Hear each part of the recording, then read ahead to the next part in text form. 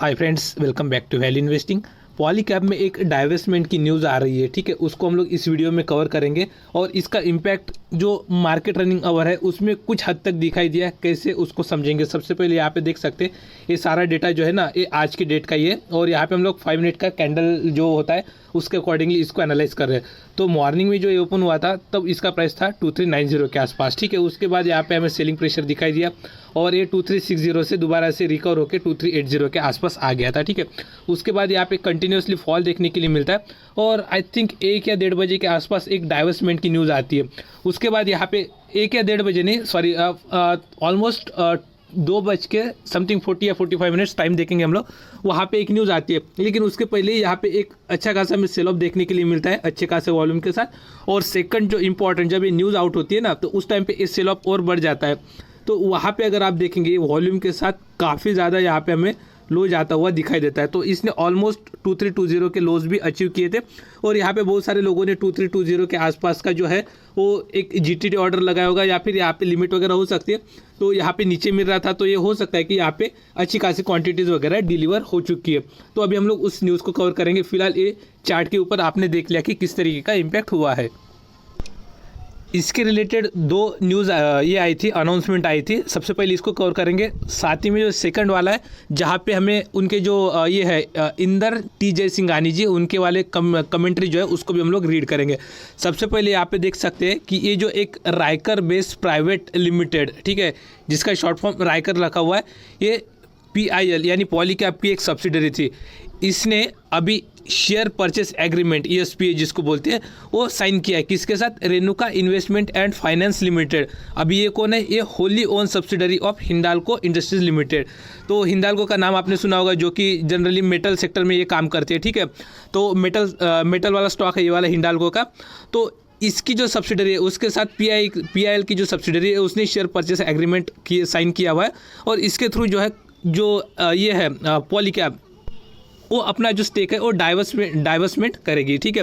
अभी इसका इम्पैक्ट क्या होगा? तो इसका इम्पैक्ट ये होगा कि जो पॉलीकैब के रिवेन्यूज़ है, ठीक है, उसमें हमें डिक्लाइन होते हुए दिखने के लिए मिलेगा। तो रिवेन्यू में डिक्लाइन हो रहा है तो ये ऐसा डिसीजन पॉलीकैब ने क्यों लिया, उसको हम लोग जो नेक्स्ट अनाउंसमेंट है उसमें समझेंगे। एक तरीके से बोल सकते हैं कि पॉजिटिव भी है और एक तरीके से समझ सकते हैं कि निगेटिव भी है, लेकिन इसका इम्पैक्ट हमें आने वाले टाइम पे पता चलेगा, अभी नहीं। हो सकता है 1 साल 2 साल 5 साल के अंदर यहाँ पे देखने के लिए मिले। इमीडिएट बेसिस पे यहाँ पे थोड़ा सा शॉर्ट सेलिंग वगैरह आ सकती है।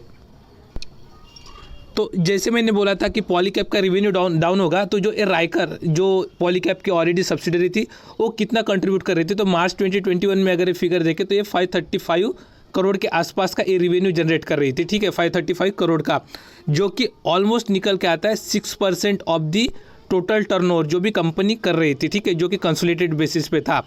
और ये वाला जो है एग्रीमेंट आज के डेट में हुआ है, देख सकते हैं। और ये कंप्लीट जो होगा वो 31 दिसंबर यानी इस साल के एंड तक ये वाला हमें जो भी डाइवर्समेंट है वो कंप्लीट होता हुआ दिखाई देगा।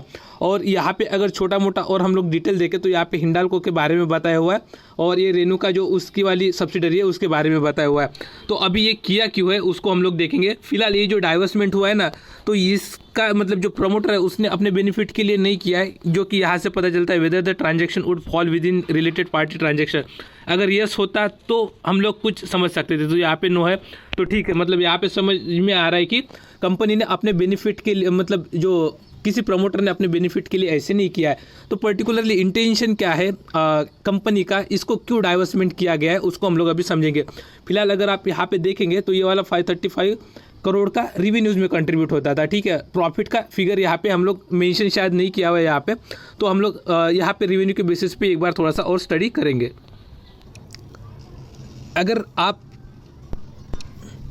यहाँ पे ईयरली फिगर देखें पॉलीकैब की जो टोटल सेल्स होते थे, यानी हम लोग इसको कंट्रीब्यूट कर सकते रिवेन्यू, मतलब कंसिडर कर सकते ये वाला हमारा रिवेन्यू है करके। तो यहाँ पे देख सकते हैं आप ऑलमोस्ट 9000 या 10,000 करोड़ के आसपास का इनका ईयरली टर्नओवर है। तो इसके कंपैरिजन में 535 बोले तो कम ही परसेंटेज दिखाई देता है, लगभग 5% के आसपास का हमें वो फिगर दिखाई देता है। तो 5% से इसमें क्या कुछ इम्पैक्ट पड़ सकता है? तो डेफिनेटली स्लाइट अमाउंट में यहाँ पे एक इम्पैक्ट पड़ सकता है रिवेन्यू में और प्रॉफिट में भी, लेकिन प्रॉफिट में ज़्यादा फर्क नहीं पड़ेगा। क्यों? उसका वाला रीज़न हमें जो सेकंड अनाउंसमेंट हुआ उसमें पता चलेगा। फिलहाल अगर आप यहाँ पे इंटरेस्ट देखें तो ये इंटरेस्ट कंपनी ऑलमोस्ट यहाँ पे ये कर रही थी 46 करोड़ के आसपास का, ठीक है। यानी इसके रिलेटेड कंपनी का बोरोविंग देखे तो वो निकल के आता है 247 करोड़ का, ठीक है। लगभग लास्ट ईयर में भी ये 250 करोड़ का था। तो ये बोरोविंग का जो फिगर है उसको आप याद रखिए। इस अनाउंसमेंट को भी देख सकते हैं आप 3 नवंबर 2021 यानी आज की डेट का ये है, ठीक है। और यहाँ पे disbursement of Raikar base private limited जो कि PIL की सब्सिडरी है, उसके रिलेटेड ये सेम चीज़ें बताइए। और अगर नीचे में चले तो यहाँ पे भी हमें दिखाई देता है कि जो ये वाला है जो फिनेंशियल्स वगैरह है छोटे मोटे, मतलब किस तरीके से ये जो प्रॉफिट्स है कम ज़्यादा होंगे, मतलब प्रॉफिट्स नहीं सॉरी रेवेन्यू की उस पर सब्सिडरी के बारे में ऐसा ही यहाँ पे इन्फॉर्मेशन दिया हुआ है, ये प्रेस रिलीज है, ठीक है। यहाँ पे हमें देखना इंपॉर्टेंट ये है कि इंदर TJ सिंघानी जो चेयरमैन एंड MD है पॉलीकैब के, उन्होंने क्या कहा है इसके बारे में। तो यहाँ पे आप देख सकते हैं Ryker facility uses state of the art technology and is a great asset after exploring various strategic options। तो कंपनी कुछ ना कुछ एक्सप्लोर करने की कोशिश कर रही है, ठीक है। We believe that this deal is a win win proposition as the multi-year tolling arrangement will ensure our supply chain dynamics remain intact। तो इनका कहना है कि डाइवर्समेंट करने के बाद भी ये जो टोलिंग अरेंजमेंट है उसके थ्रू जो है ये वाला जो भी मतलब सप्लाई चेन है उसमें कुछ डिस्टर्बेंस नहीं होगा। अब ये टोलिंग अरेंजमेंट किस टाइप का रहेगा, क्या रहेगा, किस तरीके का इम्पैक्ट पड़ सकते हैं, ये तो आने वाला टाइम ही हमें बताएगा। अगर हम लोग और फर्दर यहाँ पे रीड करें तो यहाँ पे देख सकते हैं we continue to deliver highest quality of products to our customer. तो इनकी क्वालिटी में कुछ इम्पैक्ट नहीं पड़ेगा, सिर्फ फर्क पड़ेगा कि ये अगर डाइवर्समेंट करते तो हो सकता है कि इनको थोड़ा सा ज़्यादा प्राइस पे करना पड़े जो रॉ मटेरियल है उसके लिए, लेकिन उसके लिए इन्होंने ऑलरेडी अरेंजमेंट किया है जहाँ पे वो बोल रहे हैं कि पार्शियली उनको भी बेनिफिट होगा, पार्शियली हमें भी बेनिफिट होगा, ऐसा हम लोग एक एग्रीमेंट साइन कर रहे हैं, ठीक है। It also reflects our enduring focus on discipline and optimal capital allocation.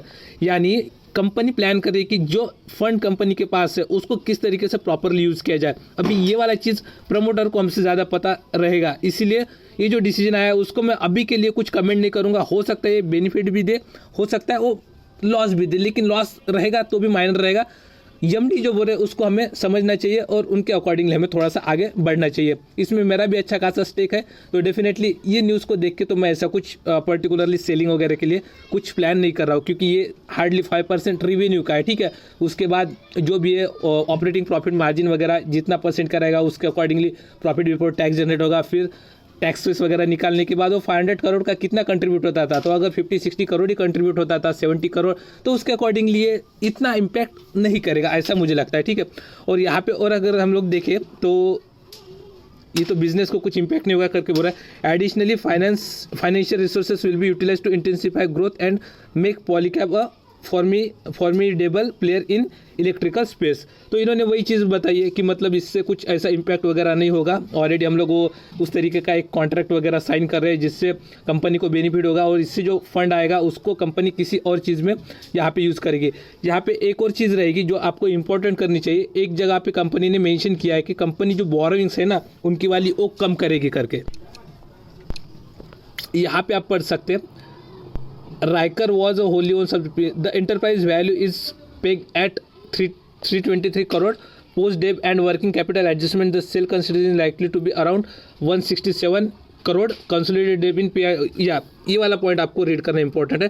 Consolidated डेब्ट इन PIL's फाइनेंशियल, ठीक है, जो अभी हम लोगों ने देखा था 250 करोड़ का, is likely to reduce by about 157 million. यानी ये पर्टिकुलर कंपनी को जो राइकर है उसको एस्टेब्लिश करने के लिए कंपनी ने जो भी लोन्स वगैरह लिए थे, ठीक है, तो वो लोन्स जो है हम लोग अभी जो PIL की इसमें जो 247 या 249 के आसपास का कुछ फिगर था ना, तो उसमें से हो सकता है कि ये 157 जो ये आ रहा है उसको एक कम कर दे, जो भी मतलब राइकर के ऊपर जो भी था ना जो PIL के फाइनेंशियल्स में कंट्रीब्यूट करता था जो डेट, उसको डेफिनेटली ये पूरा का पूरा कम हो जाएगा। तो वो शायद कंपनी ने फिगर मेंशन किया है 157 करोड़ का, और उसके अकॉर्डिंगली अगर वो कम हो जाता है तो हम लोग समझ सकते कि उतना जो भी अमाउंट में है, यानी हो सकता है 30-35 करोड़ का जो भी मतलब वो ये जा रहा था लगभग बोल सकते जो इंटरेस्ट जा रहा था वो कम हो जाएगा। यानी यहाँ पे देख सकते हैं मार्च 2021 में 250 करोड़ के आसपास का 249 का फिगर है, ठीक है, 250 करोड़ के आसपास का कंपनी के ऊपर बोरोइंग था और उस बोरोइंग के लिए कंपनी को 53 करोड़ का इंटरेस्ट देना पड़ रहा था, ठीक है। अभी क्या होगा कि ये सेल्स जो है वो स्लाइट अमाउंट में डिक्लाइन होंगे कितने हो सकते हैं 500 करोड़ के आसपास के, ठीक है। लेकिन ये वाला जो इंटरेस्ट का फिगर है ना, ये 50 करोड़ के आसपास का, ये मुझे लग रहा है आने वाले टाइम पे 10 या 15 ही रहेगा मैक्सिमम। यानी इससे जो भी मतलब प्रॉफिट यहाँ पे कंट्रीब्यूट हो रहा था उतना ये वाला मैनेज कर लेगा। हार्डली हो सकता है मतलब 10-20% प्लस माइनस चीज़ें हो जाए, लेकिन ये मैनेजेबल है, ठीक है। तो सिर्फ और सिर्फ आपको रेवेन्यू पे फोकस नहीं करना है, ये बोरोइंग्स कम करके, इंटरेस्ट कम करके डेफिनेटली यहाँ पे प्रॉफिटेबिलिटी में इंप्रूवमेंट लाएंगे। और छोटा मोटा अगर कुछ अमाउंट बचता है तो वो भी कंपनी इसके लिए यूज़ करेगी। और कंपनी ने जो इस तरीके का कॉन्ट्रैक्ट साइन किया है कि जहाँ पे दोनों भी पार्टी जो है वो बेनिफिट में रहे, ऐसा इंदर टी जयसिंघानी का कहना है।